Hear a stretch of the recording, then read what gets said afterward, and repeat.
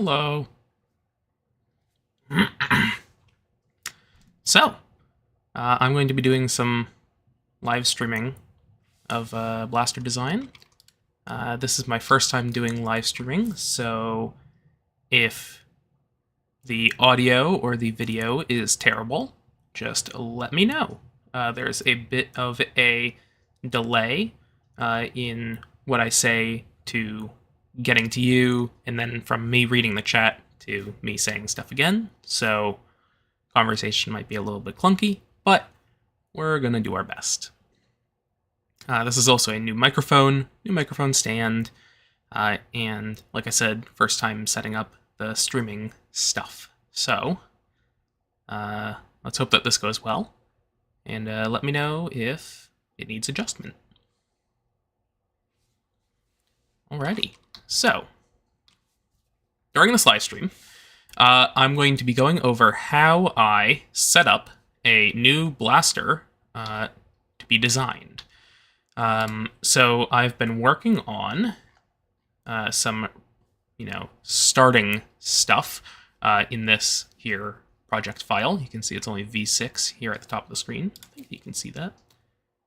Yeah, you should be able to see that.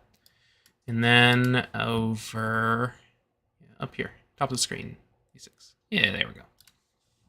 Anyway, so this is essentially a blank project file, which I have copied and pasted a bunch of blasters into, which you can see here, which Fusion doesn't tend to enjoy, so it might crash during this, but that's just kind of something that can't really do much about. I've also gone ahead and made some canvases, which are these, which let you import a image on top of a plane in Fusion. So we've got some reference images here. And what this blaster is going to be is a Bullpup sniper blaster with a plunger volume in between a Caliburn and a Talon and it is modeled after the Walther WA2000, which is a sniper rifle in real life. Pretty neat looking one. If I pull up a canvas image here, you can see this is essentially the layout that we're going to be going for. This blaster is going to be using a plunger tube in the front underneath the handguard here, and a priming handle here, as best as I can keep it in the same location. Grip and stock are going to be a little bit more different, and I'm probably going to do a full top along the top Picatinny rail. So this blaster is not going to be a replica of this firearm, because I do not like doing replicas of stuff, and I also do not like making blasters that look like real steel. However, I'm using this as a general aesthetic guideline, I guess you can call it, as well as, obvious inspiration for where the components are going to go. So, this is going to be using full-length darts and half-length darts, if I can manage to make it fit in this form factor. One of the things that I did first in this design was I started out with a blank page. Here, let me go back to, I'm pressing Control-Z on this to get us back to the original format. So here we are. When I start a new design, so let's say that this is me an hour ago, I started a new design in Fusion 360, and I went down here, and I disabled design history, because I do not use design history. I just find direct modeling to be a lot easier for the way that I do blaster design, which is mostly piecing together components from other blasters that I've already made, and then adjusting them and modeling on top of them in order to build up the new thing that I want to create, piece by piece. And doing that parametrically, or with the design timeline, I find to be a lot harder, especially for the first stages where the blaster can change drastically very quickly. You can completely delete a front end and remake it in a day with the direct modeling, and then it would be kind of hard to do that in parametric, especially if there's major changes to be made to it. not just, recreating it from scratch, just for, cleanness. So this is a blank page here. What I did previously was I went through to all of my different projects here. Got tons of blaster projects here in a big old list. I went into each one and I inserted them into this design file, like this, which Fusion takes a little while to do. After that, I then, like this, I set that in place. I generally line them up, move them so all the grips are lined up in the same location, or so the stalks are all in the same location, stuff like that. So if I had an Underdog here, you can see here, we've got all the grips in different spots. Normally I line them all up, but I'm not doing that for this particular one because this is a layout. The Bullpup thing is a layout that I don't really have much reference for, so it's not worthwhile to kind of line up the existing blasters so they're all in the same location, because it's going to change a lot anyway. It'll start to make sense as I work towards this. So after this, I broke all of the connections, break links here, and that basically just makes it so if I changed something in this folder, or in this project, it would not then change it in the individual project for this reference blaster. So if I keep this link and I modified, the grip here, that would propagate back to the original Underdog file.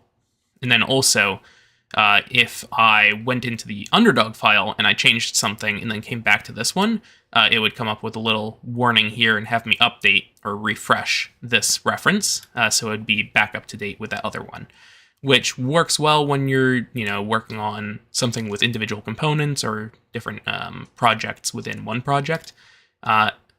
But for me, I'm going to be basically chopping off bits of this and putting them into the new model. So I do not want those changes to propagate back to the other things, so you break the link. So let me get rid of this old one. We got over here some bodies. Another thing to mention before we get started is that I use bodies when I'm 3D modeling in Fusion 360. I don't necessarily recommend that for other people. I recommend that you use components like you're really supposed to, but I use bodies because that's just easier for when I'm kind of going off the cuff, like spitballing a new design. It's a lot easier for me to worry about just bodies rather than having to mess with components and lining stuff up and having things duplicated, and then like if I changed one thing that was copied and pasted, it would change all the other things when I don't necessarily want that. So, got bodies over here. Let me take a minute to read chat. Lots of hellos. Hello, hello, hello. Yes, Daniel, this is a Bullpup sniper.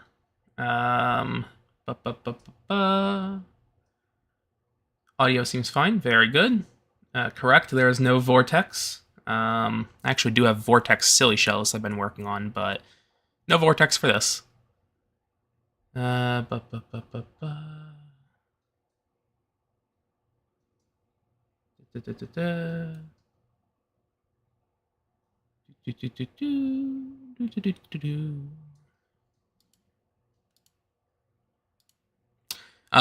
don't use the timeline. Whoever mentioned that. Hank Dihawa. I do not use the timeline. I just find this easier. Whenever I try to use the timeline for something like this, it takes longer than just doing it like this. So, you'll see once I get started a bit, but it tends to go very quickly and tons of changes really quick, and that's kind of harder to do with the timeline, trying to worry about, things propagating throughout the whole timeline in Fusion 360. Excuse me. I'm still recovering a bit from COVID. I still have some of that gunk, so apologies for, coughs and whatnot. Care to explain what the Underdog is? Sure, I can do that real quick, even though that's not, the main topic of this stream. Underdog is essentially an alchemist that has been stripped of all of its hardware and then put back together to be as cheap as possible. And at this point, it's drastically different from Alchemist in terms of mechanics and in terms of function, like marketplace function. So it's sort of its own thing. But essentially, you've got a trigger pushing up on a sear, which pulls down on a catch. So this is similar to the way that I've been doing the tube-fed silly shell shotgun. It's got a printed priming rod up there, printed ram, a printed barrel, or a normal barrel. You can use either. And then it's got printed rollers, which ride on some tracks on the inside of the blaster. And then there is no threaded rod or aluminum bars or anything like that. It just uses these big, flat body panels, which are dovetailed together. There's lots of dovetails throughout this whole thing. And Fusion is currently lagging. Yay. So that's Underdog. You know, it's got, you can kind of see here, it's got these dovetails between bits. Anyway, that's not what we're working on. We are working on Bullpup Sniper Blaster. Blah, blah, blah, blah, blah, blah, blah, blah, blah, blah, blah. I see a few of you mentioning timeline. Let me be very clear. You should use the timeline. You should use components. I don't use them because I learned the program myself during the first weeks of COVID lockdown, and I learned it completely self-taught by doing things and then just seeing what worked and what didn't. Do it properly if you use Fusion 360. And I use it properly. I use the timeline and I use components when I'm working on stuff that, you know, needs to be to a higher level of polish. You know, like working on furniture components, like feet for my chairs or stuff like that, where changes need to be made relatively quickly just to minor components. But when you're working on something this big, all in one file, I prefer to do it my janky way. And it works for me. It probably won't work for you. So, But a lot of the stuff that I'm going to be talking about during this live stream is applicable to your situation, even if the way that I'm CADing it is different from the way that you would be CADing it. A lot of this is technique and mindset that is applicable to your normal situation, even if like the specifics are a little bit different from what I'm showing. No, I don't have a Discord. Suggestions for what type of blaster to design first. I recommend you design a pump-action, talon-fed blaster, sort of like this, or like a Talon Claw, or an Alchemist, you know, something like that. I find that that's pretty good. And if you want something a little bit easier than that, even, you can do a simple T-pull blaster, sort of like a Night Finder from Nerf. And then... or if you want a printed example of a T-pull blaster, Wild Style from me. If you just removed the silly shell bits on the front, that's just basically a T-pull simple pistol. So go make one of those first as a first blaster design. That will teach you a lot of the things you need to know as you're working on blasters. And then you can kind of build up from there by looking at other people's blasters, looking at other people's designs in CAD, editing them, etc., etc. I learned basically most of what I know for blaster design by having step files from Captain Slug and just looking at all of his blasters and editing them to fit my needs. And then eventually, once I was comfortable enough with that, and I felt like I had a good grasp of how other people's blasters worked, I could then work on my own.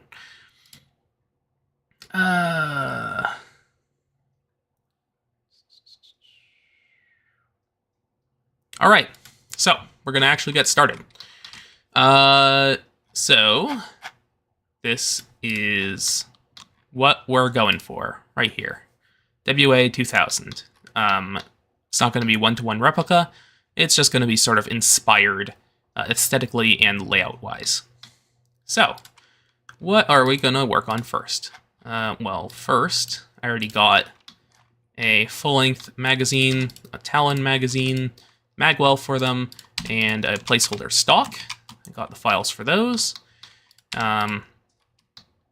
This magwell is going to be used for a separate blaster that I'm working on as well, called Excalibur. Yeah, I just kind of ripped this from that file because it's got most of the bits sort of kind of done, even though the mag releases don't have holes in them for the pins and stuff like that. But it's a good enough placeholder, and it has an accurate file for a full-length magazine. So that's what we're going to have here. The stock is going to be changed out at a later date. This is just so you can find the length of pull relatively easily. The length of pull is the distance from the back of the stock to the front of the trigger, from what I understand it. So this would be extremely short length of pull. This would be way too long length of pull. In order to find the length of pull for a new blaster, I generally find a blaster that has a similar layout, and I place it straight on top of it. So this is a Lynx from Orion Blasters, and you can see that the front of the trigger, given some wiggle room, is pretty much in the same spot, and the back of the stock is pretty much in the same spot. Now, the difference between these is the Lynx is a pump action blaster, so you have your hand up front and you're pulling it back towards you.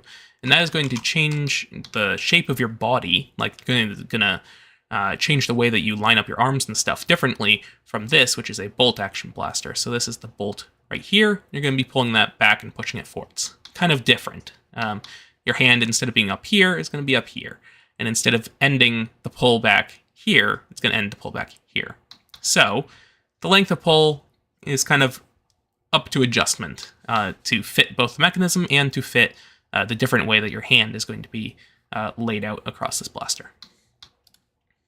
So, got the length of pull roughly marked out right now as similar-ish to a Lynx. And that will, of course, change once I start modeling the grip. I've got a silly scope kind of laid out just for funsies. Of course, it's not the same scope, but, just for funsies. And what else? So I've got the reference images for both sides of the actual firearm laid out as close as I can line them. This cheek rest is going to be a vertical print, I've decided. And this handguard, I think, is going to be a two long flat prints where this bottom edge is on the print bed. I could do these as vertical prints, however, the way that I'm planning on priming this, the catch mechanism and stuff would kind of rub against all of that, so I don't really want to do that. Okay, so we got some blasters to rip apart. This is essentially what I do at the start of each project, is I import a bunch of blasters into one big file, and I start stripping them for parts. So we're going to start doing that. So, what do I need? I need the catch mechanism from Foxbat and the trigger. I need the Alchemist bars from Battle Axe, and probably the bar tensioner up front as well. I'll probably take the Picatinny rail from this as well. What else? Oh, right, I want the catch mechanism from the tube shoddy, because that's laid out pretty nicely, and I like how that went. So I'm just going to rip that off and slap it on the new thing. And what else? I think that's pretty much it for that. And then I'll grab other bits as I go. So, let's get going on that. I got Foxbat here. One of the things about this kind of weird fusion layout that I have, that I assume that the normal stuff doesn't have, is having components separately in this view without the timeline is extremely laggy. So let's hope that this all goes well. So I'm deleting stuff that I don't need straight off of this. I'm also going to need to grab some miscellaneous parts from a separate folder that I have, and also I'm going to need to grab some screw hole template cutting tools that I've modeled previously. But we'll get to that when we get to that. All right, we do not need... Actually, no, I don't know if we need top slides. What we don't need a muzzle like that. I will keep this front block because that has a good barrel retention. Actually, no, I won't, because I have a separate model for that. So actually, I'm going to get rid of that because I already have one that's slimmed down to just what I need. I'm going to get rid of the bottom rail. We're going to get rid of most of the grip. I need to keep the trigger. The trigger itself, there it is. So we're going to get rid of that. We're going to get rid of all of that. Going to delete that folder and then expand contents. It just dumps it into the next directory over in this sort of file structure over here. We do not need all these top slides, so I'm going to delete most of them. I'm going to keep the slide front because I do want to see if I need the screw holes for the catch. Hello, Captain Shotgun. I'm doing well.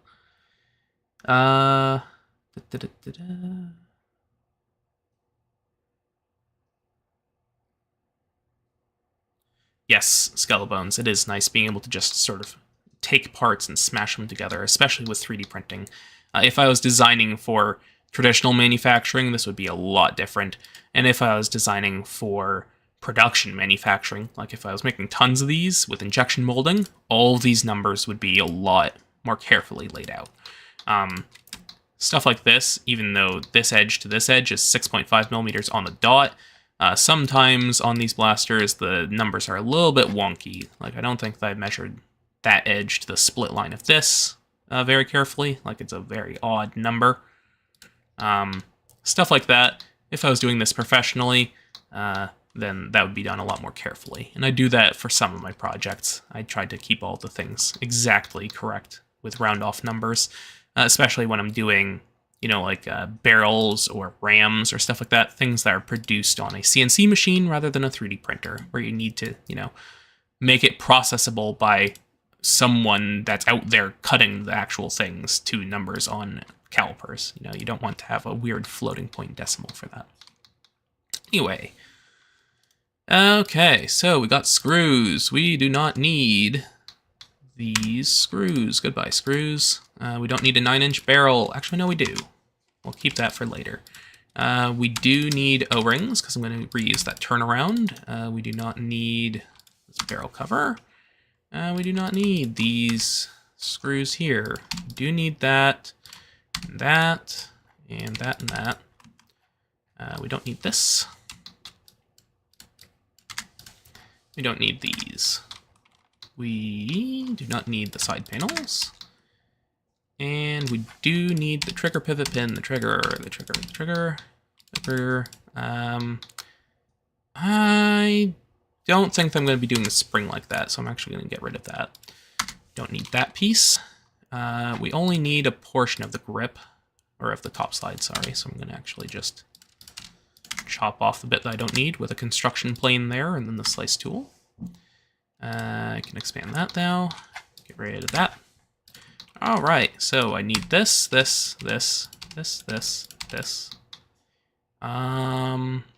keep that. I guess I can keep most of this stuff, even though I probably am going to replace it in a few minutes. All right, and get rid of those. So then, when I create new body, or create new folder, sorry, and then I organize all these into one folder, and then I show all of the bodies inside of this. So this is the stuff from Foxbat that we are keeping.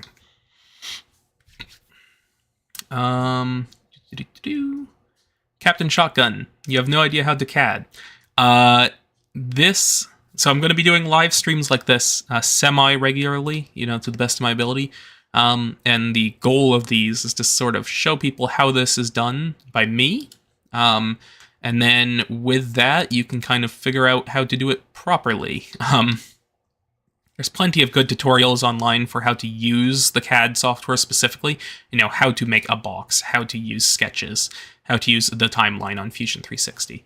But the live streams I'm going to be showing is specifically how to do blaster design. A lot of the stuff that I'm going to be talking about is not you know, the intricacies of the CAD software. A lot of the stuff I'm going to be talking about is, you know, how do you choose the length of pole for your stock? How do you lay out a blaster? You know, how do you take into account hardware availability from shops before, you know, adding stuff to your blaster? Because if you don't need to add new stuff that the shop would then have to go and buy, you can just use stuff that they already have on hand. And then you should do that. That's sort of one of my big philosophies. So these live streams are going to be going over how to do blaster design specifically, not necessarily how to do CAD. But I think that this will be, you know, a nice bit of information sharing for the community, so people can kind of learn how I do things. Anyway, these are the bits I'm taking from Foxbat. Yoink. So I've dumped all these into one big folder, and we're going to drag this up here and dump it into the bodies folder of the main file, which has all the subcomponents inside of it. And then, now that the Foxbat thing here is an empty husk, I'm going to delete that. Now that's something that I can do in this direct modeling mode that I could not do if I had the timeline, as far as I understand it. So now you can sort of see where I'm coming from regarding timeline versus no timeline. This works for me, even if it's not necessarily the correct way to do it. And again, if I was doing this professionally, I would use the timeline, I'd do it correctly. But I don't want it right now. Anyway, got this next thing. Let me read some comments.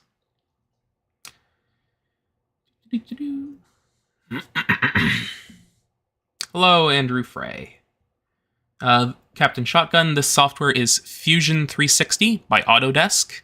Actually, I think that they changed the name to just Fusion. They removed the 360 from it. All the stuff that you'll find online still calls it Fusion 360. It's made by Autodesk. Yes, you have to start out with the simple tutorials before you do any of this. There's tons of stuff on YouTube. It's very good. Yes, Skeleton-Bones. This is sort of, you know, showing you how I do it. Sharing the mindset of blaster design, specifically. So this is this stuff up here. So this is Foxbat. One of the things you'll notice while I'm doing this is that as I'm stripping parts from these existing blasters, all the part names are going to get extremely messy and hard to keep track of. I find it easier to just destroy everything, like annihilate all these blasters and strip parts from them, and then go through and rename parts as I begin working on them, rather than copying over stuff and then changing the name to fit the new blaster a piece at a time, because that would take forever. Anyway, that's the Foxbat bits. Okay, what did I say that I needed from Underdog? Oh, this is another thing that I want to mention. I don't wait until a blaster is released to strip parts from it. Underdog is not released yet at the time of this live stream. So I don't care. I'm just going to rip parts from it. The important thing to note is if you expect there to be massive changes coming to this, you know, secondary project I'm taking parts from, then it's probably not a good idea to take parts from them. Because then if you make a change that improves Underdog in this case, then I would have to come here and add that change to this new blaster. You know, adds up over time. But I think that the back end of Underdog is pretty darn good and it doesn't need any changes. So I'm able to just take parts from it. Now, that being said, I don't actually remember exactly what I needed to take from Underdog. I do want that new plunger that I've been working on. Oh, Fusion 360 lag.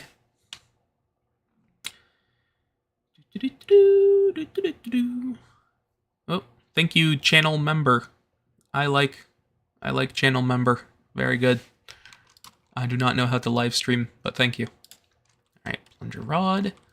So, what do I need from this? Oh, right. I needed the miscellaneous bits. So I'm going to take this and drag this up here to the main thing. That piece that I just copied there in blue, that is a little file that I have, or not a little file, a little part that I have between a bunch of my designs.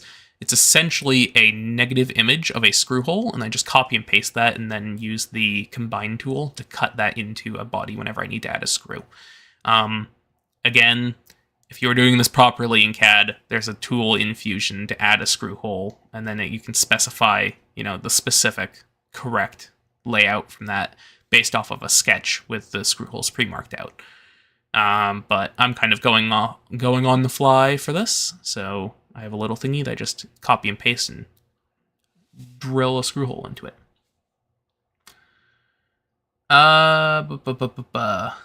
What is your computer setup? It is a computer. Power goes into it, and then CAD comes out of it. I'm modeling on a 144p or 144 hertz 1440p monitor here, and then on my side I have a 4K monitor that I watch YouTube videos on. I think I have a 3060 graphics card that I got once it was on sale. What else? I have some motherboard that presumably has electronics on it. Big hard drive to hold lots of garbage. 64 gigs of RAM, I think. Might be 32. Anyway, it's a ton of RAM for stuff like this. And some i5 processor from a few years ago from Intel. I wish I had another i7. I used to have an i7 processor, which was even older, but I upgraded to the i5, and even though it's good for most things, the i5 does have a few small issues when you start to do weird things like trying to render large projects or, copy over tons of files from one drive to another or upload a bunch of things.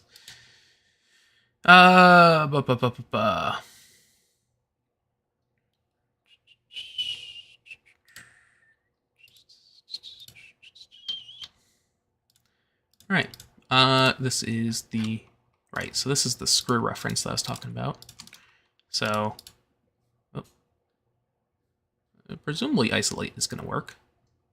I should also save before Fusion crashes, because that would suck. In fact, I'll save now. So this is a little piece, which has the negative image, or I guess the positive image of a screw hole on it.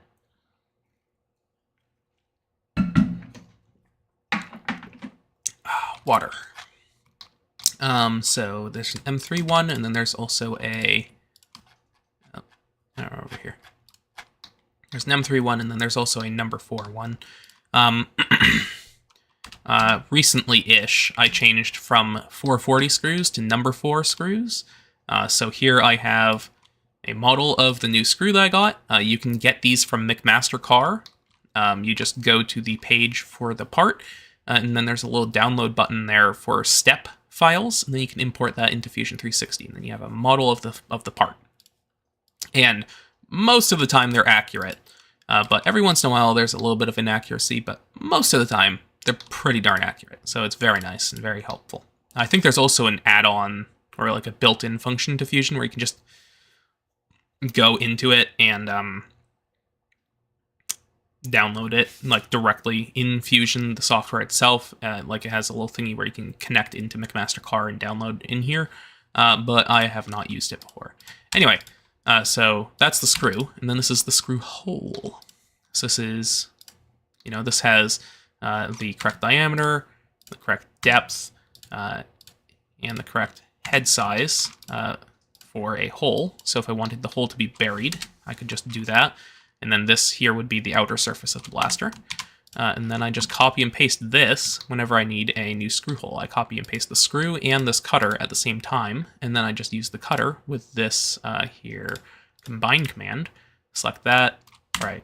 I would select the thing that I'm cutting. Select that, cut, boom. And then that just leaves whatever was not inside the cutting tool. I also have this longer one for when I have buried screw holes. And as I mentioned, I also have an M3 one over here. Just like that. So I needed to copy that over here, so I have that in this file.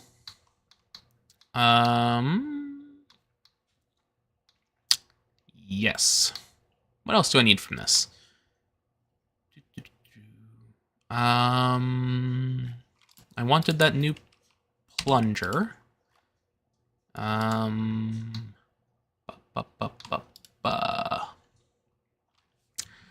don't want the trigger from this one. The one on the tube shoddy, I think, will be better laid out for the stuff that I have. They're slightly different shaped, and I have to do some differences on this one specifically due to its low hardware nature. Oh,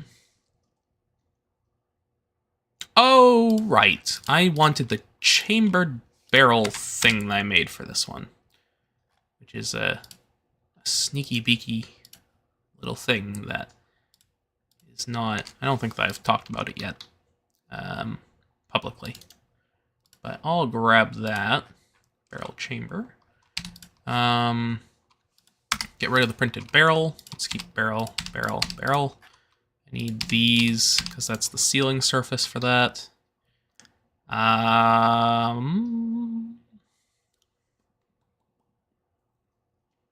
do not want the muzzle from this because I have a separate file for that.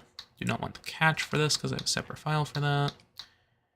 I'll take the buttstock from this just as a better placeholder than the stock. So it's all 100% silly engineering as the placeholders. I think that's it. So select the rest of this and goodbye. Chat. Share the step file for the screw hole reference. Probably not. It's really easy to make. You just need to... It's a 2.414 millimeter diameter cylinder that is 8 millimeters deep, I think. And then make a 6 millimeter diameter cylinder coming off of one end of that. Extend that out 3 millimeters, and then do a 1.5 millimeter equal distance chamfer on the edge between the short one and the big one to make that 45-degree sloped bit for the countersink of the screw. And that's just going to be... I just do like 0.5 on that, and then I delete the face that is still flat, and Fusion kind of figures it out and slants it into the shorter one. Alright, so we go in here. This is the old garbage from the previous blaster. Sus. Which I do not need anymore, so I'll get rid of that too. As I delete all this kind of extra stuff in the folders that I'm working on, the lagginess of Fusion kind of begins to go away, which is very nice. I do not need a Talon Claw plunger tube, I don't think. I think I'm going to be using something a little bit larger.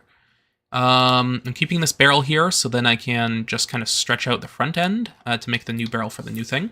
I'm keeping this chamber because this actually has... Oh, another thing that I need to make in this file is I need to set up my cross-sections. Section analysis, flip, section analysis, boom. So this chamber actually has a built-in, like, tighter section here before you actually get into the barrel that the blaster fires out of. And then it also has this thinner area for the O-rings to seal around. So this is essentially a printed version of like a chambered Kuryaka barrel. So it has a looser section for the O-rings to seal into. And then this one has something that the Kuryaka barrels don't have, which is a tighter section, which keeps the dart in place. And then it transitions into the normal metal barrel, which you can use to, fire out the dart. With this setup, you can still have a super tight barrel without messing with the O-rings sealing into it, because it's into the print. And then you can also do a super loose barrel without having the dart just fall out the end when you point the blaster downwards, because it's got this tightening ring here to keep the dart in place before you actually fire it. So this is very nice, and I'm going to use this on the new thing because I can just chop off this bit here and slap that onto the front of the turnaround print from Foxpat. Yes, and I'm not going to be using this printed RAM, but I'm just using this sort of front geometry here for the O-ring sealing surface in case I decide I want to use this shape here instead of the existing one from Foxpat. I'm keeping this plunger because it has these sort of lightning cuts in it, and I can't remember if the plunger that I plan on actually using has these, so I'll just be able to chop it here, and then have these lightning cuts that I can just copy and paste into the existing plunger rod. And because all of my plunger rods are essentially the same dimensions, just kind of differently lengthed, I can do that super easily without having to worry about, resizing other components. Then this is just a placeholder stock, as I mentioned. I actually threw together the stock model in like 15 minutes before I had to go to bed the night before a game. So like I extruded out a little thing, and I made a giant circle out here. I extruded through it to get the curve, added some chamfers, used the screw making tools to make some screw holes, just slapped that on the back of Underdog, and then the next day I printed it in the morning and I went out to my game. So, placeholder. I think that's all I need from Underdog. So, like I mentioned before, I'm just going to make a new group here, and copy, paste, then drag this up here into the main folder. Now this is up here, and I can delete that. Or, sorry, not delete that. I can hide that, and I can delete the Underdog component. Next, we're going to go into the BattleAxe file, and I'm going to save.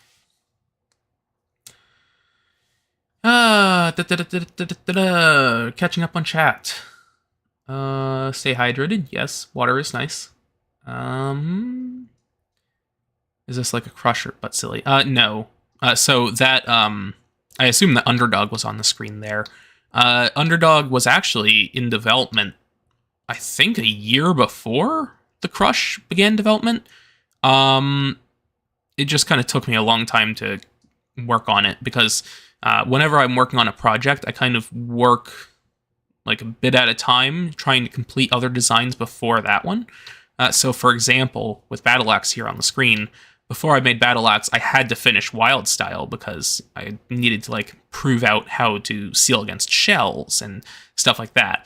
And then once I did that, then I could finish out BattleAxe, even though a large portion of this was already modeled before I began Wildstyle. So stuff like that. So that's why Underdog took a long time to kind of come around on active development, even though I did a bulk of the work and kind of set it aside a long time ago. But no, it is not like a Crush or a Rush. It is more so like a low hardware Talon-Claw U, the LHTCU, which is another one of my designs, but better, and it uses some screws. It's very good. The front end of Underdog needs pretty much a full redesign because the priming block tilts instead of slides, which is an issue that I've run into before, and I'm just going to basically copy and paste the Alchemist front end onto it, and then make it low hardware again. So it should be good. But yeah, basically, real quick before we move on, Underdog, it's like $15 hardware kit, I think, last I checked. It's not for sale yet. It's still in development. But the rough tally, I think, was $15, but that's before, the hardware kit sellers have to like calculate like shipping cost and like shipping the materials to them for production, which then they add to the cost of the thing, and then more shipping cost gets added onto that for sending it to the customer. So it's probably going to be like a $20 hardware kit, but for a pump action blaster that's of similar-ish quality to a Alchemist and of equivalent quality to a Talon-Claw. So yeah, that's going to be Underdog. And it's all printable in less than a spool of filament, 1 kilogram spool of PLA, without the stock. What else? Pretty easy to model a new screw hole. Yes. Looks nice. I want one as soon as possible. Yes, you do. Correct answer. It is silly engineering.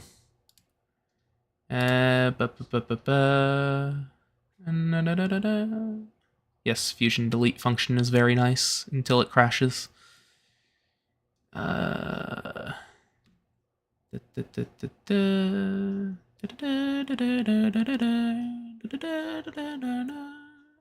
Nikki T, when you mentioned the one sing Philly, though, I think that having two O-rings next to each other without a spacer won't work. Can you clarify that? And then I'll respond to that. So different to older DZP blasters with their dark gates. Sorta, kinda, but not really. For the tighter chamber on the Underdog. Sorta, kinda ish. Hello, Ren. Tight chamber massively improves consistency. Yes. Lightning cuts to reduce weight. I assume that's when I was showing the plunger rod. Yes. Also to reduce filament usage because, actually, I think I have it on this one too. Do I? No, I don't. Anyway, actually I do over here on this side.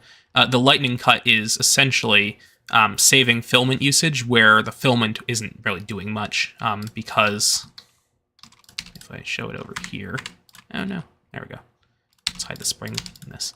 So essentially the strength of the plunger rod comes from its thickness. However, this, if I hide these extra things, the thickness from there to there is the same as the thickness from here to there.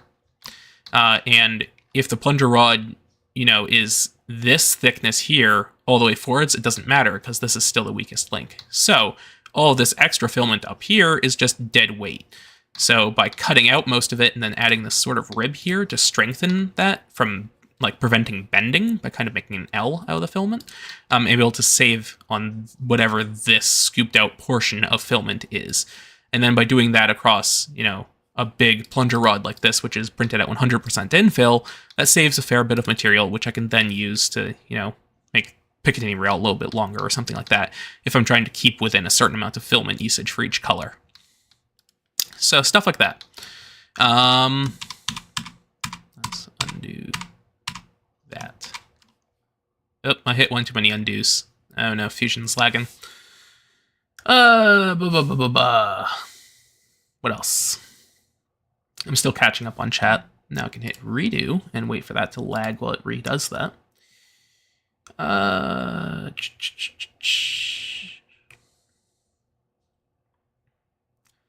Yes, Monkwee Goose. I am indeed doing a live streaming. It is neat. I have not done a live stream before, and I think I'm liking it so far.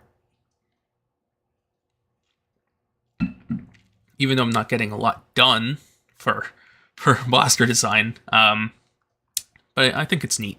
And this live stream is to kind of show people how I do things and also kind of to share knowledge back into the community, because I've tried a few times to write blog posts and stuff about how to do blaster design, but it's a lot easier to just do a stream and have people ask questions and just answer them. And then I'll have the VOD for this stream up so people can kind of watch it and enjoy it. If you are a person watching this VOD and enjoying it in the future, leave a comment below for what year you're watching it. Ho ho ho ho ho. Yes. I am classic YouTube's comments section. Cool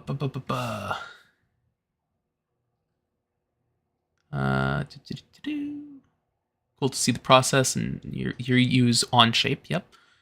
So a lot of the stuff that I'm doing in this is applicable to other CAD softwares as well. A lot of the stuff that I'm going to be talking about in this live stream isn't necessarily CAD stuff, but it's specifically blaster design. And that's applicable to basically any software. Other than Tinkercad, because Tinkercad only lets you use STLs, and that sucks. Yes.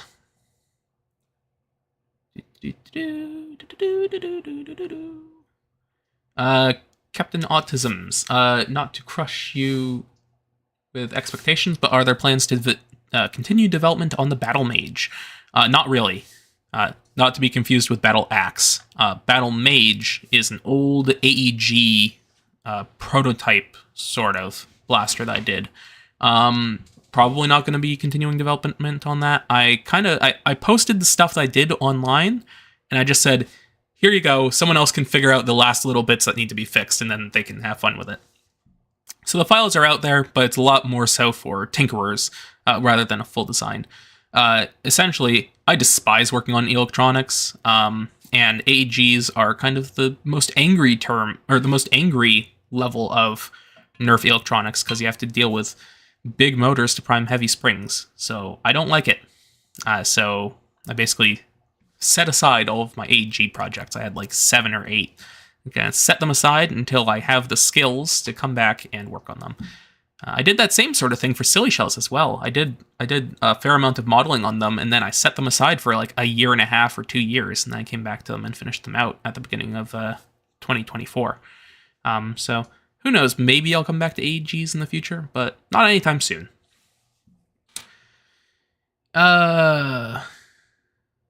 Double barrel silly shell shotgun. I think that I began modeling that, but it was a long time ago. I'm not sure when I'll finish that. Separate notch for each O-ring. I made a pusher that has one long notch for 2 O-rings. So, we're talking about the RAM that I showed previously. The double O-ring on that, it works fine for sealing. I've tested it in person. It works great. It has a perfect seal. The thing is that the RAM on the Talon Claw and Caliburn, all of those sorts of blasters, have a similar setup where you can have 2 O-rings on one and it just slides around in that groove. As far as I understand it, that is so it goes into the breach smoother, and it lets the O-ring kind of slide as you're pushing it into the breach, and then only at the very end does it kind of tighten up. So it makes the breach closing action smoother, and the seal is still fine. It doesn't annihilate anything. What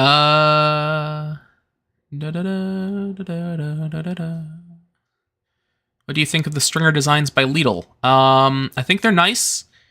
I tried printing 1 or 2, and the prints were really rough. But there's only so much that you can do with low hardware designs, and given that he does it without using barely any hardware, like there's no screws or anything, I think that they're pretty darn good. I think that they are good as a proof that it can be done. I made a low hardware thing. You can make low hardware things, and they are good enough to use. However, I do not think that they are as good as, if they used screws, or, if they had proper springs for mag releases and stuff like that. But that's not the goal of those things. The goal of those things is to be super low hardware and do as much as you can with a 3D printer, some filament, and some elastic. So, given that, I think that they're pretty darn good. But I would rather use a spring-based blaster than those, honestly. Not productive, but we enjoy it. Yes, I am sitting here blabbing instead of doing blaster design.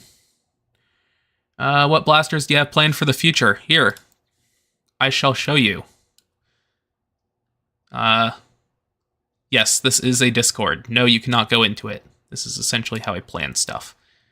Almost done projects, completed projects, pause projects, pause projects, pause projects. Alright, so here's all my plans for the future. Pause if you want to read it. La la la la la la la la la la la la la la la. Except for these ones. These ones are already done. Especially Kingfisher. I gotta finish Kingfisher. There you go. Enjoy that.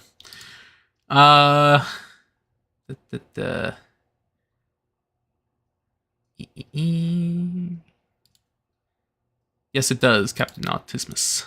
Go forth and finish Battle Axe for me, so I don't have to.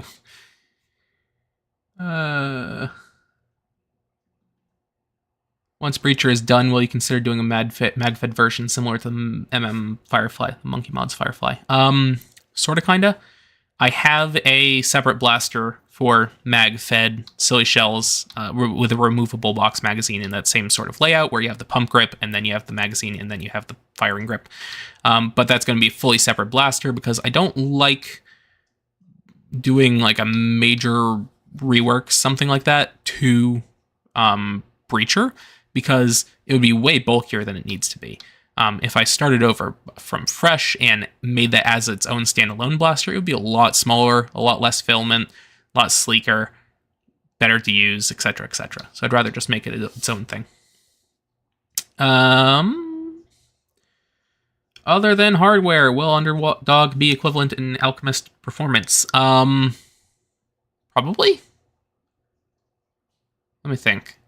So the thing is, right now, it uses a 788 spring. However, when it's done, it will use a K25 spring. Right now, it's only using a 788 spring, a weaker spring, because the priming thing is kind of gross. But I'm going to be deleting all of that and remaking it from scratch to be more like how I did it on Alchemist, so it'll be more stable and able to prime heavier springs without bending. So, yeah, it'll be able to do the same as Alchemist. Actually, it'll be able to do a little bit more because it has a longer prime. Underdog has a 105mm prime, where Alchemist has a 95mm prime. So Underdog will be able to do slightly more performance than Alchemist. However, you should not use anything heavier than K25 in Underdog, because since it's low hardware, you're kind of, you're slamming the spring against essentially plastic. You're not slamming it against essentially a threaded rod or aluminum bar structurally. So don't put K14 in Underdog whenever it releases. That's a lot, yes. Bullpup Sniper, also yes. Madman, thank you. I've printed most of the yeah, the ladle things. Yeah, the tolerances for the ladle things. I think you need to have your printer just right. And if you don't have it just right, then you'll be sad. And also don't use brims for it, because it makes it impossible to do anything with all the elephant's foot. Yes, and the elastic edges wear down pretty quickly. All right, enough blabbing. Let's do blastering. So what do I need to yoink from Battle Axe? I need the catch. I need the... I might keep the central priming bar and the aluminum bars, the bar tensioner. I do not need the plunger. Oh, I don't need the catch from Battle Axe. I need the catch from the breacher. By the way, these shell holders up here, I'm planning on releasing these relatively soon-ish. I was planning on releasing these at the same time that Battle Axe fully released, but I kind of got delayed a little bit then, and then I got COVID like right after that, so it got delayed a lot a bit. So it'll get done when it gets done. So goodbye shell holders for now.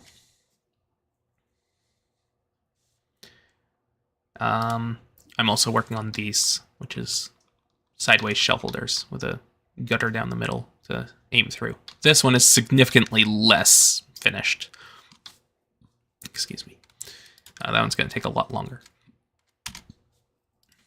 Get rid of the old miscellaneous parts. I'm also going to delete that. So right now we are stripping down Battle Axe for parts. I do not need the horizontal shell holders. I do not need the alternate grips, because I'm going to be making the new grip from scratch for the Bullpup Sniper. In case you missed the beginning of the stream, today we are working on this thing, which is sort of kind of a inspired blaster from the WA2000 sniper rifle. Again, I do not like doing firearm designs. I do not like my blasters looking like guns, because I find it distasteful and disgusting and dangerous, and I hate it. So I want things to be cartoony, so it's going to be inspired by this, but not a carbon copy. Because, ew, gross. I want things to be orange and bubbly and have nice shapes. Like the Koosh Vortex Firestorm. Give me some more blasters like that. Do not give me disgusting LARP blasters. Trigger guard, grip body. I do not need the ejector. I do not need the front rail. I was going to keep the top Picatinny, a bit of it, for later. I'll keep that piece too. And this, I'll keep those screws. Actually, no, I won't, because those are 440 screws, and I've switched to number 4 screws.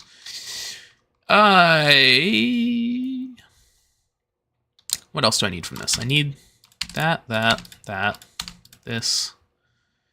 I'll keep this and these bearings.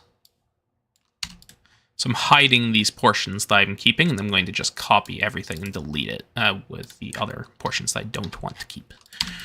Oh, right, there's two different muzzles. Get rid of that. Keep this muzzle, this. Get rid of those screws because they're the old style. Am I going to keep that? I don't think I need that piece. What else here do I need to keep? I think that that is it. So now I'm going to hide the origin for that, and I'm going to go delete all that. Comments. Got Wild Style kit and so fun to use. Glad that you like it. Wild Style is very fun. I enjoy it. Cool if bolt action. This Bullpup sniper rifle is going to be bolt action. WA2000, yes. Silly shells and normal mags. This Bullpup sniper rifle is going to be using Talon magazines and full-length magazines, if I can make the full-length magazines fit. If I cannot, then it's just going to be Talons. Alright, so let's show the stuff that we're keeping. Now on something like this, since I'm only keeping specific portions of this to use, I do make construction planes and just trim off some of the fat while we're here in this file. Oh, I actually kind of don't care. So I'm going to trim this. I'm going to move this up.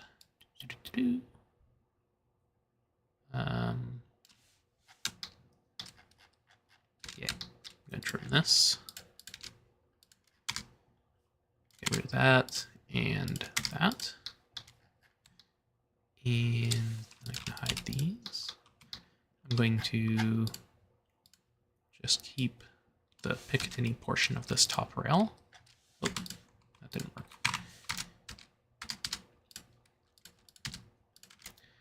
So the piece that I'm keeping from that part is this rail up here that connects into the dovetails on the bottom of the Picatinny rails to keep them in place.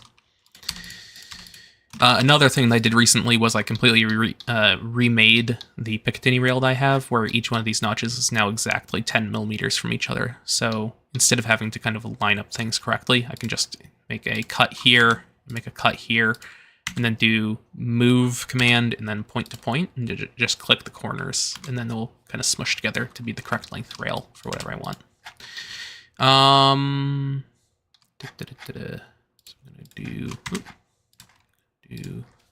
-1 and -1. Slice, slice. Get rid of that and get rid of that.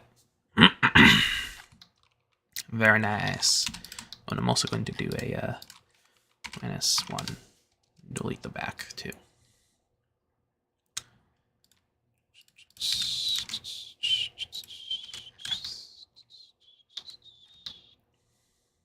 Yes. Very nice. Might as well do this too.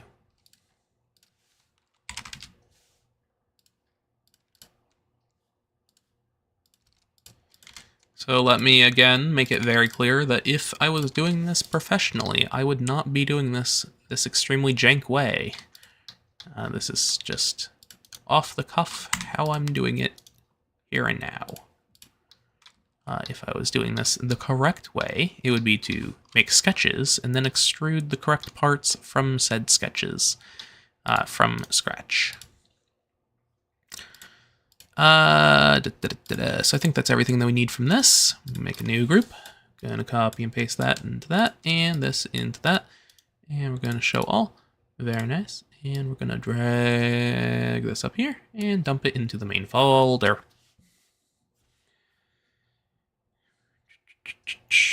What if you try a pump grip on the side? Don't wanna.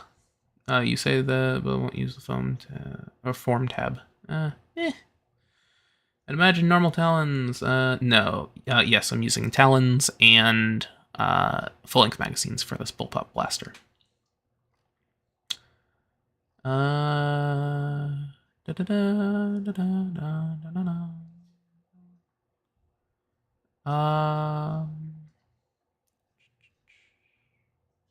Someone mentioned shell ejecting sniper rifle. I do actually have a bolt action silly shell blaster developed. Well, not developed. I have like a mock-up made of it that I'd worked on before I even worked on Battle Axe, I think. But I don't really want to finish it right now.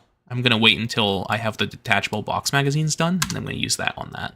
But I don't want to work on it before that, because then if I need to make changes to the detachable box magazines to make them work in the pump action, which I'm working on for them, then that would be a pain in the butt to redo work. So I'm not going to do that. Let's hide that. I don't think I need to do any modifications to the scope, because this is a released thing, and it's not going to release with this blaster. Like, I've already released the scope separately online.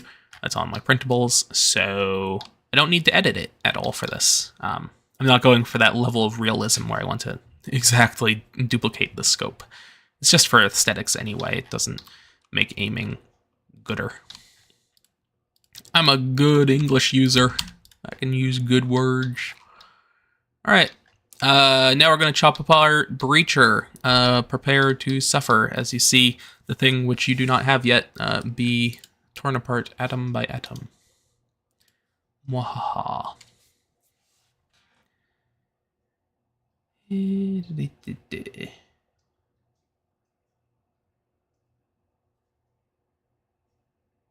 Josh Young, I'm glad that you are doing wild style things. That sounds like a lot of fun. Enjoy it. Make more hand cannons. I did Foxbat. I don't really want to do more than that. I do want to eventually finish the silly pistol. There's some videos on the channel of that a long time ago. That's sort of the progenitor for all of my blasters. That's where I designed this plunger rod and the turnaround didn't. That's turnaround with an N apostrophe T on the end, because it doesn't actually turn around, it just kind of redirects it so you can have the plunger in a different space. That's where I invented that, so kind of, want to keep, I want to finish Silly Pistol at some point. Not right now, though. And that would be sort of a hand cannon, because it can do, like, 9,000 FPS. I have not tried using PPA 6 CF for the hardware. I have not tried carbon fiber filaments. It's not really necessary. I design all of the stuff for just plain old PLA, and it works fine.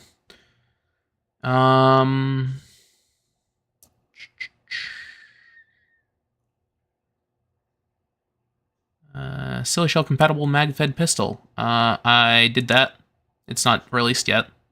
It's not printed yet either, but I began work on it. It's essentially like a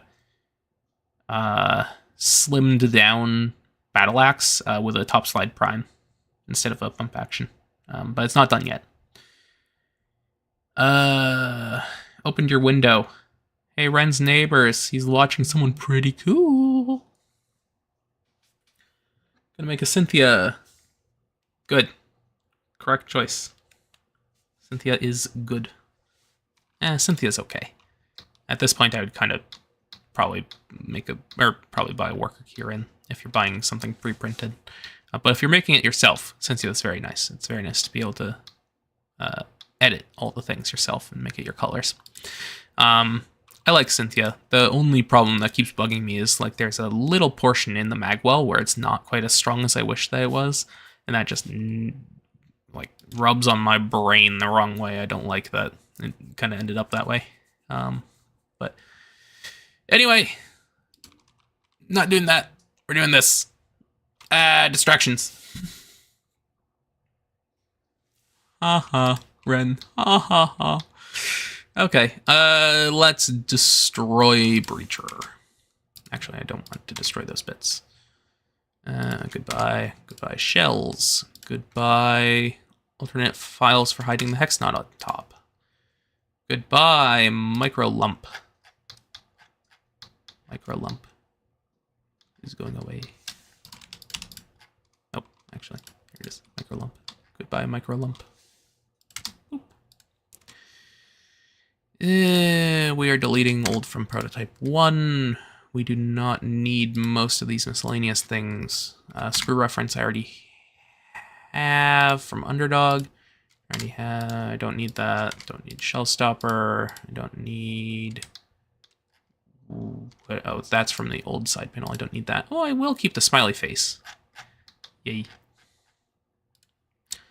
I do not need placeholder thing, placeholder thing, placeholder thing, grip ball bearing, cutting tools. I don't need an example chamber. This is a thing that I prototyped a while ago, but I don't know. Maybe I could put it on this, but probably not. I'll keep that in the file anyway. That's an adjustable stock where you have like a little wheel that you turn and then it pushes out the stock a little bit or pulls it in.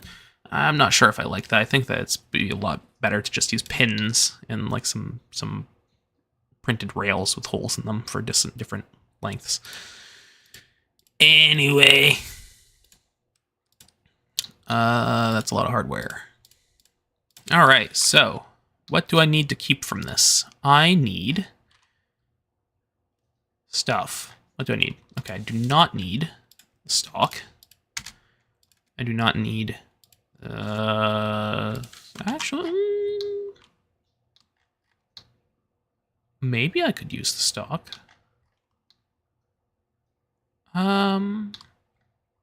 Yes. We're actually going to keep the stock. Do not need that piece. We do need a catch holder, catch, the little spring placeholders, the springs themselves, the screw holes for those, the sear. Probably need that piece and these bits, the sear pivot. We'll keep that bit because why not?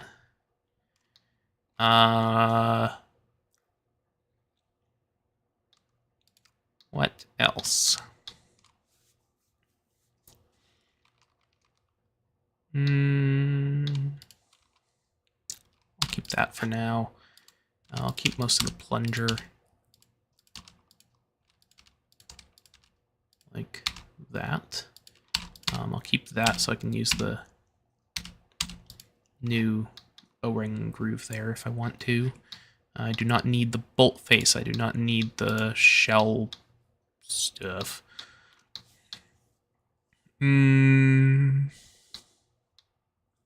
What else?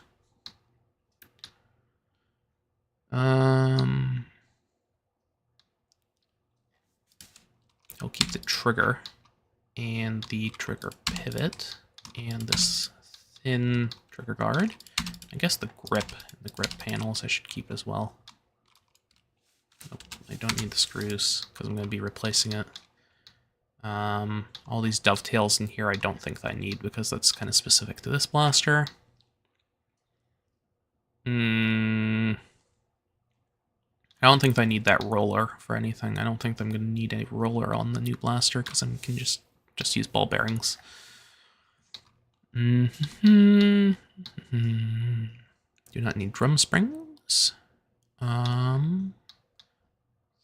I think that is mostly everything. I'm going to keep that screw because I might need one of those. I'm not planning on using any threaded rod on the new thing because I don't really like threaded rod. It's only on Breacher because there was no real other option while keeping it aesthetically nice. So I'm going to use aluminum bars on that so I can delete the threaded rod on this.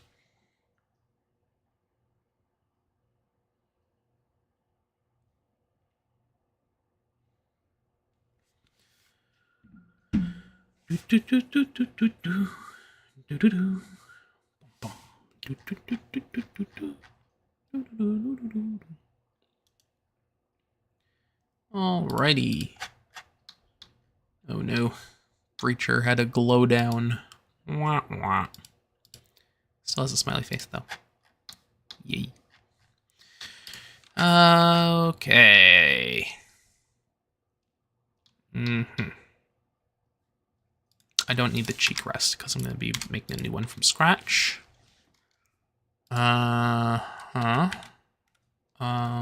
technically don't need both grip panels, but I can delete one of them later, since they're just mirrored from each other for the most part.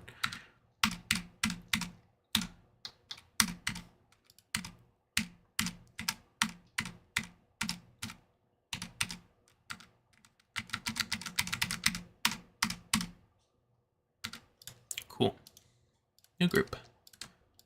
Dump all this into there. Dump all that into there. And drag and drop that up here.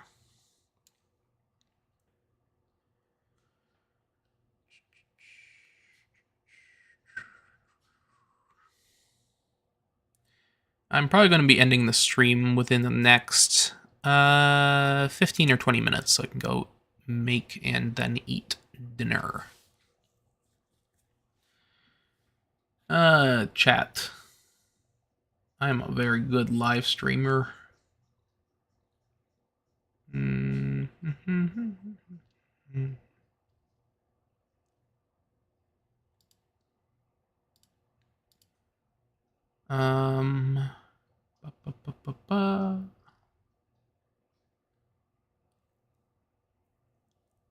My favorite silly shell Wren is the ballistic ball shell, which I don't think I've released yet because it's funny. Hardware kit for the breacher. I have no idea. I haven't tallied it up yet. It's going to be probably around $70 or $65, somewhere in there. Can the breacher do the thing where you load the shell in the breech first and then load up the tube mag? You can put one in the breech. You cannot have an extra one on the lifter. So on some real steel things, you can have one in the breech, one on the lifter, and then all in the tube mag. On breacher, you can only have one in the breech, none on the lifter, and then load up the tube mag. So you can have 4 in the mag, and then 1 in the breech. Or 4 or 5 or 6, depending on which muzzle you have attached, which increases the magazine capacity.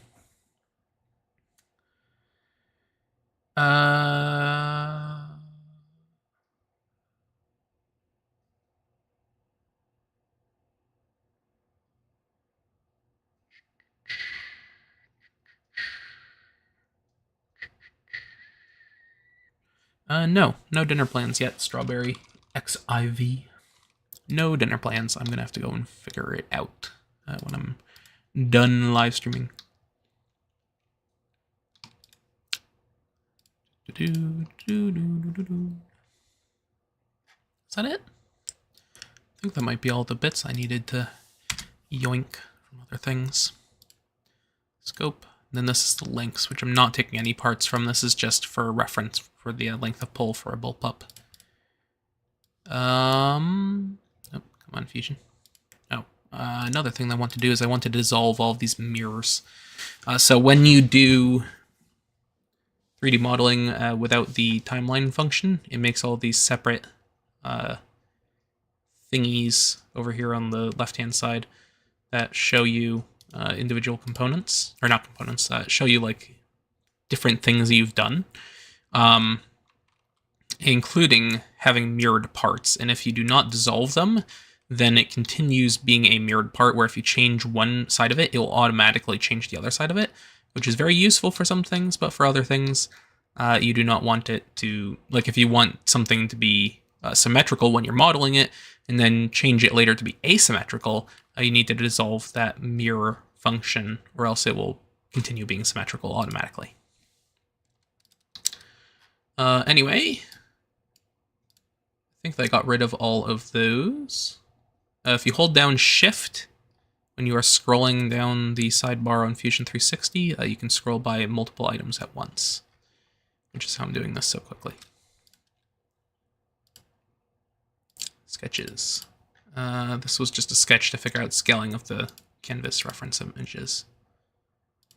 I think that is all the bits I need to steal from previous designs of mine. So here we go. This is my new blaster, going up on printables in 3 minutes. $800 for a hardware kit, please.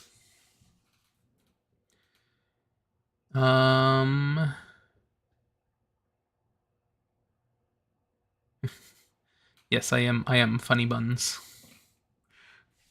That's good, I like that. Alright. So, we've got the bits. These are the bits. The bits are ready to be dude things with.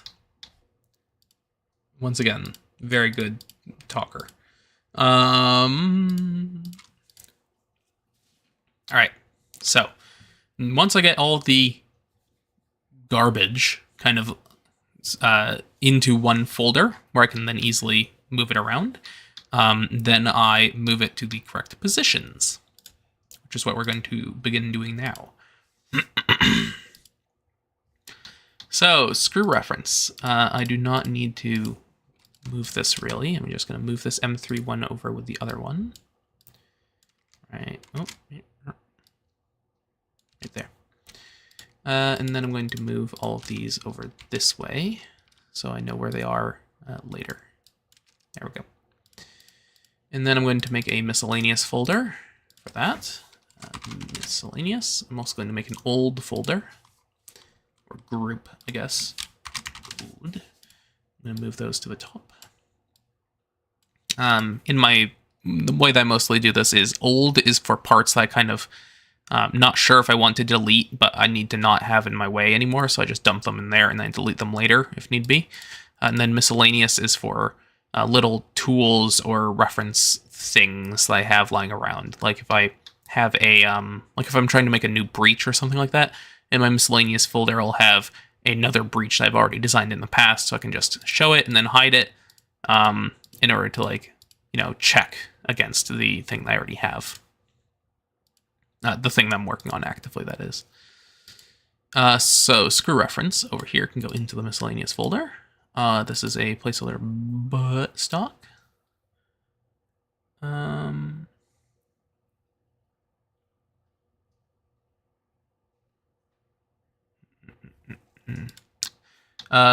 Something's fishy. This is my first live stream, so I will probably do more in the future. You know, it's not the best for getting things done quickly, but I do enjoy sharing the brain with other people, just so other people can learn some stuff. I do like sharing knowledge. You know what's worth more than a new Lamborghini? Knowledge. Alright, so this is that. Alright, so now that I've got all the things dumped into one file, I can now begin organizing them. So I'm going to move smiley face into the miscellaneous folder, gear adjustable stock into the miscellaneous folder. Hardware for this, I'm going to expand so it's all part of the same thingy. Just dump all this garbage into one big folder. Alright. And then all this is hardware. We're going to expand all that, and expand all this, and expand all this, and expand all that. Yes. Nothing for that folder. This is all hardware. I'm going to expand all that. This is Big Mag, and then this is miscellaneous. All right. So now that we've got all the stuff sort of laid out, I'm going to show all and hide the old and the miscellaneous, and I'm going to save, because saving is important. Do not let Fusion crash without saving your work first.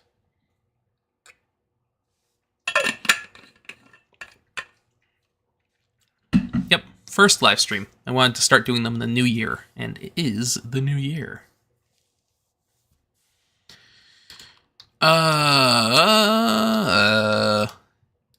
Yes. My brain is made out of pudding. It's leaking out and falling out onto my keyboard. What was I doing?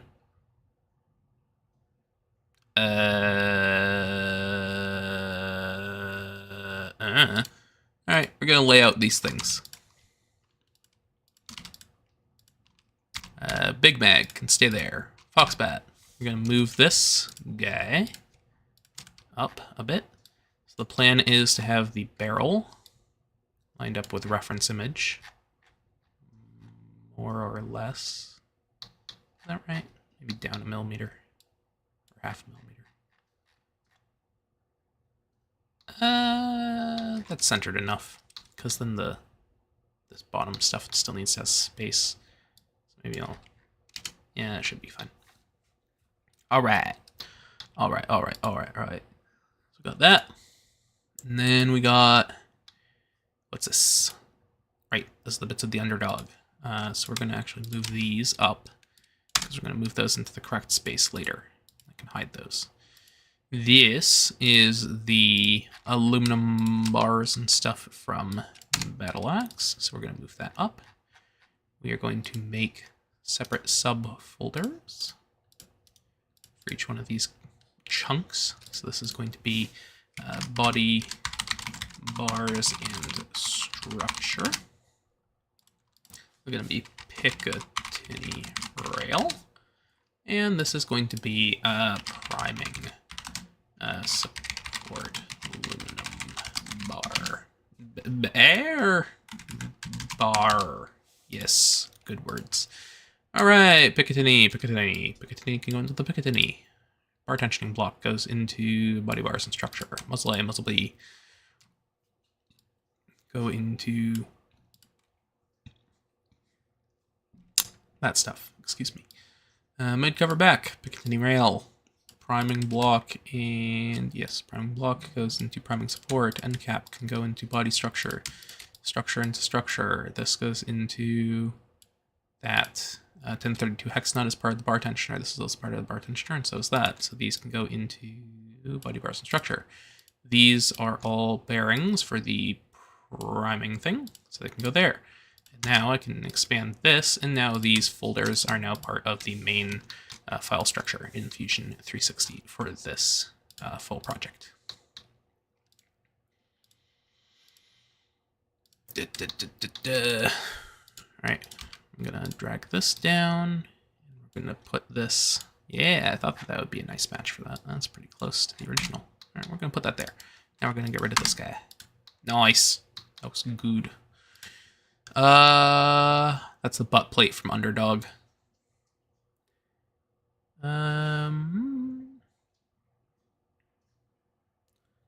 Rival or silly shell flintlock pistol. There is a flintlock rifle that I was working on, or a musketeer. It's not scrapped, it's just set aside for a while I wait for inspiration to come back. I kind of need to redo how it primes a little bit.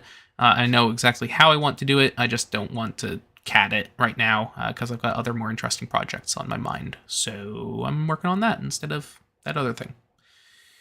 Build a blaster like an AA battery. You mean like a anti-aircraft battery, like a Bofors? I do.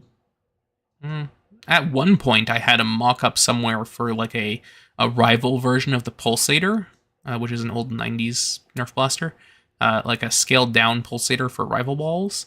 I don't know what I did with the project. I think I kind of set it aside and stopped working on it like 3 years ago. But I could do that eventually. Yes, remember to make sure to smash that like button, ring the bell, and subscribe. I am a good YouTuber. Yes, good words. I am good at talking. Yes, very good. Hi, Xfox. All right. Welcome to the Silly Butts live stream, which consists of silly babbling and being incapable of forming complete sentences for an hour and 30 minutes straight. And making weird noises.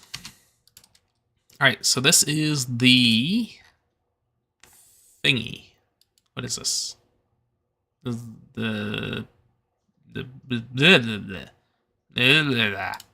all right. So I do not need this bolt right now. We're gonna move this as well as the nut up and over here. That's going to be reference for later. We got the catch holder right here. I'm going to split this stuff in half because I do not need both halves. When I'm designing a blaster, I only design one half of it, and I mirror it in order to get the other half later.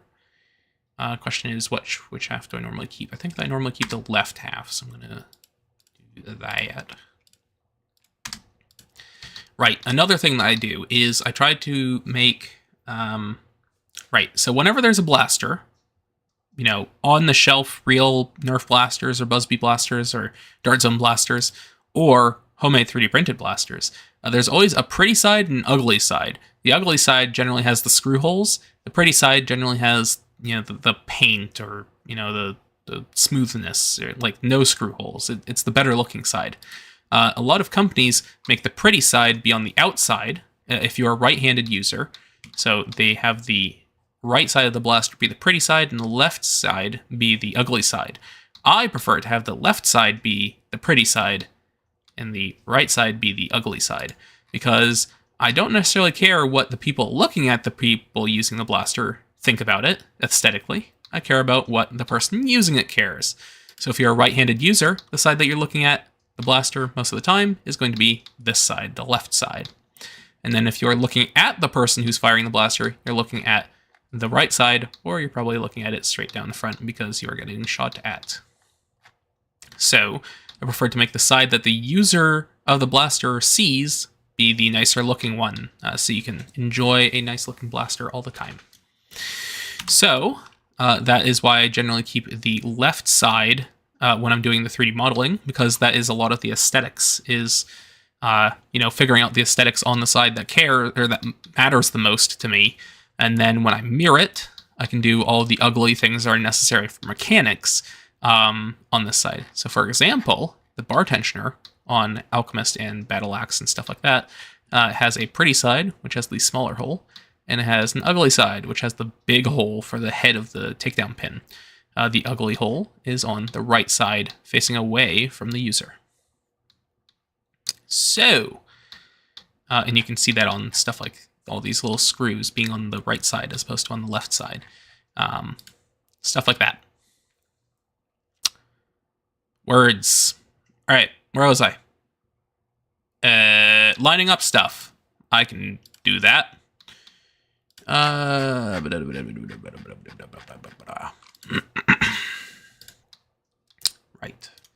I'm going to show all this. I'm going to move these. And where's that? This.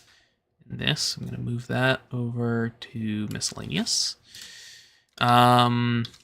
Right, I'm going to hide the stuff that is not the thing that I'm currently looking at, which is that. Get rid of that, and then, right, these are still part of that. Alrighty. I'm going to get rid of half of the buttstock, because I'm not going to use this exact buttstock. I'm actually just copying and pasting it so I can use the same sort of wavy texturing pattern without having to remodel it. So I'm just going to kind of trace around that squiggly wiggly and then extrude a new stock without all these screw holes or without this chamfer and outside shape. Saving a little bit of time. A little bit of work. What next? I'm going to slice this in half. I'm actually going to integrate this piece with this piece and move this one back a little bit on the breacher, which is what this part is from. But I can do that on this one too, but I'm not doing it on breacher right now. Top, back, top, front.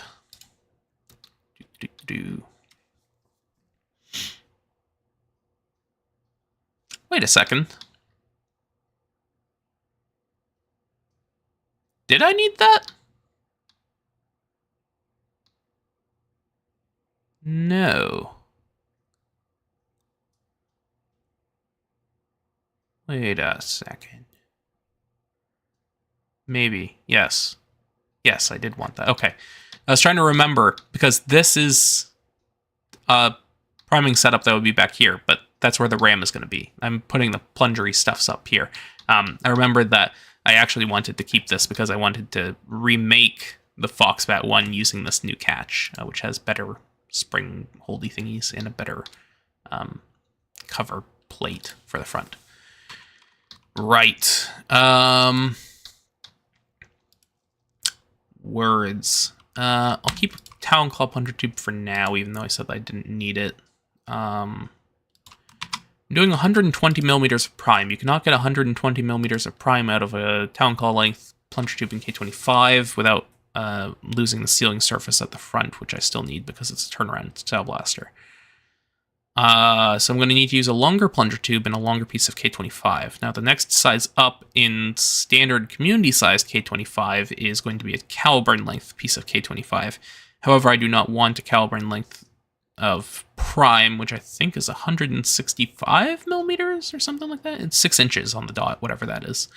But I don't want that much prime. So the amount of prime that I do want is 120 millimeters, which is enough to chamber a full-length dart without having much extra.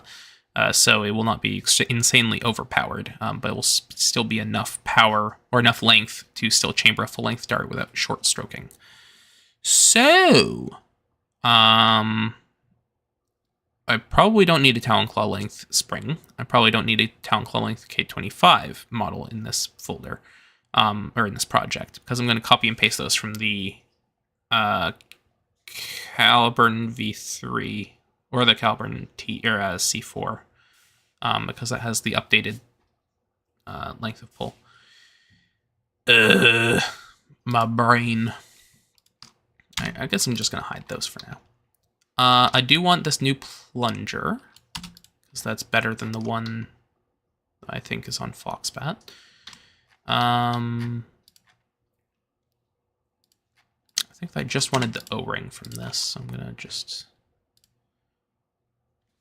7.8. 5. Yeah, there. Chop that. Do not need this. It's not going to be a glued plunger tube on this blaster, I don't think. I'm going to extrude that out 5, so it still makes a circular bit down here. And I'm going to do that, and that's a simple chamfer, and there's that. Nice. All right. So now I got a placeholder O-ring thingy, which I can splice onto the turnaround in case I decide that I do not like the current one.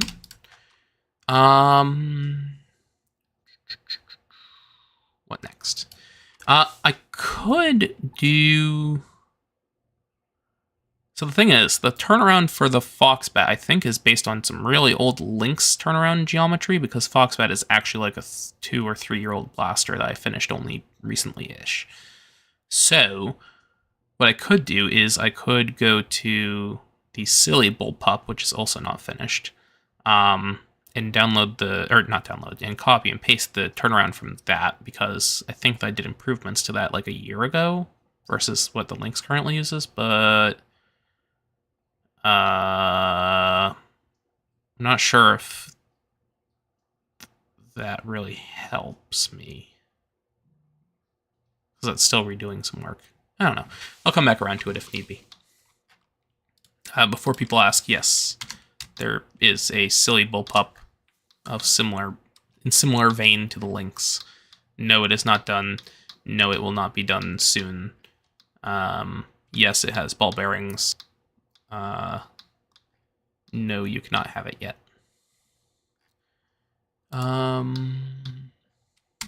Get rid of that. And I can get rid of this. Or half that. Like so. I can get rid of half of the trigger. And I'm going to keep all of that. Actually, no, I'm not, because I'm going to be deleting that. I don't know. I haven't decided yet. I haven't decided yet if I'm doing a sliding trigger on this, like Foxbat, or if I'm doing a pivoting trigger like this. The thing with a pivoting trigger is that it would be more mechanism, and I'm not sure if I have space for more mechanism. However, it does feel nicer. So, I don't know. Haven't decided yet. Basically, there's going to be a linkage between the catch up here, goes all the way down along this, and then back to the trigger here-ish. Now, I could do that sort of like a slab and have a threaded rod with little levers on either end. Or I can do it like Foxbat and have basically a sliding carriage with a pivoting thing at the front, and then that's connected to a long trigger back to here, which just slides back and forth. I think that I'm going to do that because that's a lot easier to design around, and I think that it would feel better than having to deal with levers and stuff like that to make a tilting trigger work, because then you kind of lose some of the nice smoothness of a pivoting trigger for a blaster this small. Versus on slab, where it's really necessary. There's no real way around it. Yes. Okay. Show all this. Yes. So this is actually this stuff. Dump that into that. Show all. Oh, nope. I actually want to do that off this. Show all of that. And then let's show these. So this is sort of what we got right now. I'm not going to use a pusher breach, so I can trim that because I just wanted the geometry of the O-ring seal at the front. I can trim most of this because I just want the lightning thing. I can trim... do I want to trim that? No, I'll leave the Picatinny rail there for now. I can do that to get rid of the extra stuff I don't need from there. I can change this to like 11 even. There we go. So that is ready to be spliced onto the turnaround. This guy, I do not need all of this. I can do a -10 chop on those, and I can also chop into this. Like there. Muzzle A, and then these are up here in this folder. Muzzle A, muzzle B. Put that back into the body parts and structures. There we go. Cool. I can also cut this back a bit and then extrude it to correct length again. Yeah, that looks good. How much was that? 11. So I'm going to trim this. And bump this back out. 11. Nope, not 111. Just 11. There we go. Alrighty. What next? I don't know if I'm going to even use this priming Picatinny, but I'm going to save that for later. In fact, I think I'm going to move it into the miscellaneous folder for reference later.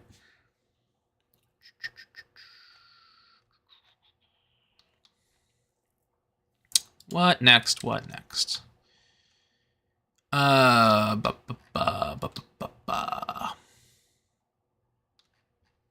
Right. I want to keep this portion here of Breacher, because I think that's better than this bit here on Foxbat.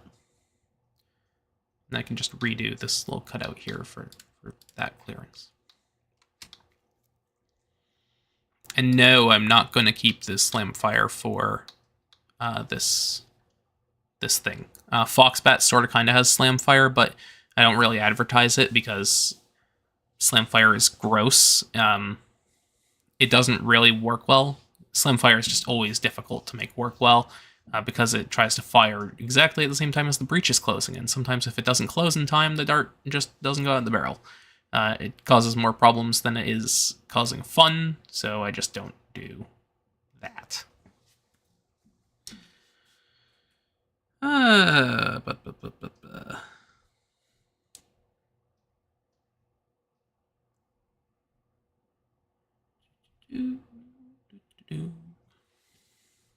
All right, what else? Let's read comments. Was Kingfisher shelved? It is, I guess you could call it shelved. It's sort of put aside until I have motivation and time to finish it out. It's really close to being done. But there's just like an issue with the ram where I want to change the way that the ram is attached to the pump grip. Right now it's attached with a threaded rod. I want to change that to being a bar, like an alchemist bar. But that just requires a little bit of changes. But I haven't had motivation to work on said changes, so I just haven't done it. But when I have time to do that, or when I have motivation to do that, then I can do that and then start Kingfisher into beta testing. And then once beta testing starts going, it's like 3 or 4 months until the blaster releases after that. Isn't the WA2000 a semi-auto sniper? Yes. But I am not doing semi-auto. I'm doing bolt action because bolt action is fun. Silly bipod. Sure. Is there any news on the Silly Shell pilot kit? I've not worked on it since I posted that video on it. I would essentially call it extremely long-term on ice for now, because there's not really much market for it since people did those Silly Shell like Fate mod kit things, which kind of fills the same niche of converting an existing off-the-shelf blaster into Silly Shells. So kind of go do one of those instead of the pilot one. But I do still plan on eventually finishing out the pilot kit. It's just not a priority anymore. Currently printing Battle Axe. Good choice. Battle Axe is good. I am going to set a 5-minute timer on my pony. When this timer goes off, it will be time to end the stream, because if I do not set a timer, I will work through the entirety of the time that I should be going to get dinner, and then I will be hungry and sad. So, 5-minute timer. Let's get at least a portion of stuff done before then. And I will plan to do more live streams, you know, over the coming days, weeks, months, years, decades. Probably not centuries.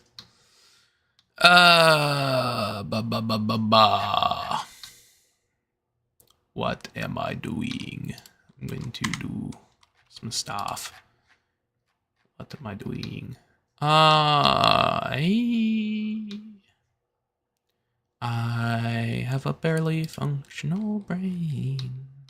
Don't know what I'm doing. I forgot what I'm doing. I'm gonna delete this part, because I'm gonna remake it later. Actually, no, I'm not. I'm gonna delete just the tippity tip. Or I'm gonna delete everything except for the tippity tip. Because the tippity tip is a good piece. Oh, I'm gonna delete everything except for the tippity tip and the other thing. I'm very good at talking good.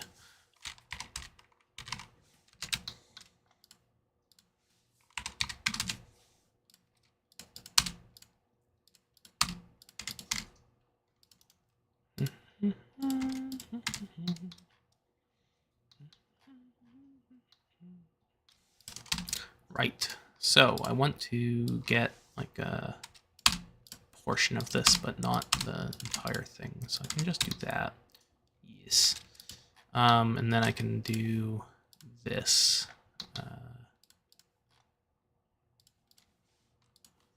Cut this along. Oop. Not quite. Cut that along. These. Oh, come on. Come on, Fusion. Do things. There we go. Cut this along that, so I can just have bottom portion, delete this, and then I can mirror that because that's the midpoint. Presumably that will work, or not. Will that work? Nope. Alright. Oh, what if I, do... What I'm trying to do is I'm trying to get this symmetrical from top to bottom, but sometimes Fusion doesn't exactly line up edges, even though it says that they should be lined up. So what I'm going to do is I'm going to align this circular edge, this circular edge, and then that should make it happy. Nope, it's still unhappy. These two things here should be the same, and these two things here should be the same, but I don't want to do that. So, too bad. Nah, too bad is not an acceptable answer. There we go. I can re-add this 2mm fillet after I do that. There we go. Very nice. Another tool in this. That does not normally exist when you have the timeline enabled as the validate button, which kind of fixes little modeling glitches and stuff. So I try that out every once in a while, just for random parts to make sure that they're all verified and good and not glitched out. Cool. What next? P1P or P1S? I use the P1P. I think the P1P is pretty good. The P1S does like charcoal filtering and stuff like that, which is good if you don't have an enclosure for your printer. I have an enclosure for my printer, so I use the P1P.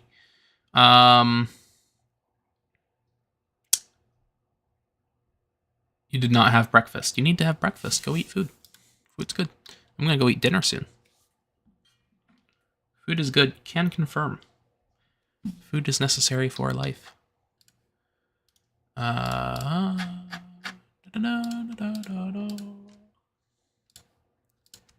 the RAM. Oh, that sounds like it's time for me to go eat dinner. That's my deadline. All right. I think that we are going to end the stream for now. I will plan to do another live stream either later today or during tomorrow or the weekend, depending on whenever I have time. That works into my schedule. And I'm not planning on doing much work on this blaster between streams other than small, like, annoying miscellaneous things. So if it doesn't make good watching content, then I'll do it off screen, and I'll let you guys know what I do between streams. Other than that, I'm planning for this blaster to be mostly done on stream, just so there's some documentation and knowledge sharing coming from it. Alrighty, so the next step for this, I think, is to just kind of work down the list of miscellaneous parts and start attaching them to each other. So for example, this trigger bar, I'm going to slice it here, and I'm going to move one end back to the trigger guard and connect it. Stuff like that. Just going to go one bit at a time and improve it and attach it to the rest of the blaster. For example, I'm going to be remaking this sort of catch assembly from Foxbat, using this as a reference, and I'm going to remake it out of these better new parts from Breacher, which are several years newer than when I did this modeling. So stuff like that. Little improvements, and just going to start picking away at stuff, chipping away at it. And I'm also probably going to use that new turnaround from Silly Bullpup, which should be good. Let me mark that down before I forget. Use new turnaround from Silly Bullpup. Yes. Alrighty. So that's what we're going to do whenever we work on this next. And yeah, I think that's pretty good. Thank you for tuning in to the live stream. I'm going to go eat dinner, and I will post this live stream VOD as a upload on the channel, so people can watch it back if they want to. And yeah. All right, let's read the last little comments. You just joined.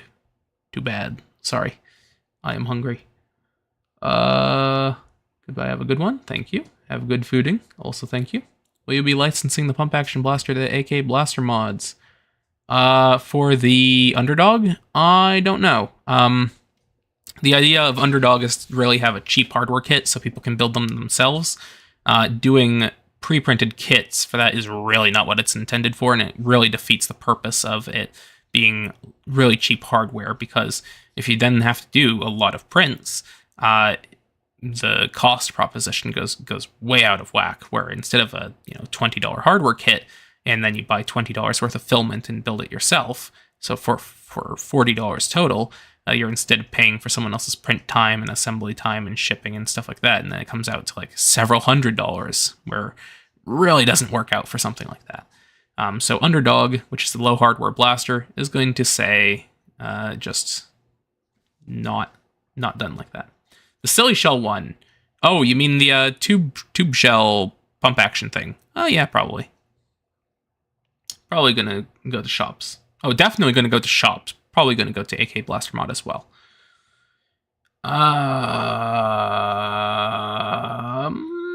Can I make targets? I don't really want to. My buddy Chance did some pretty good targets.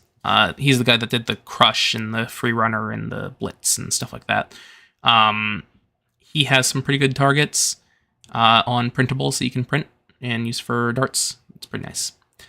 Yes, Brendan, I'm going to license out the tube-fed shotgun to all of the shops that normally do blasters for me, and then they can decide if they want to do it or not. So I don't know if AKBM is going to do that one in particular, but it's going to be available to them to do whenever the time is.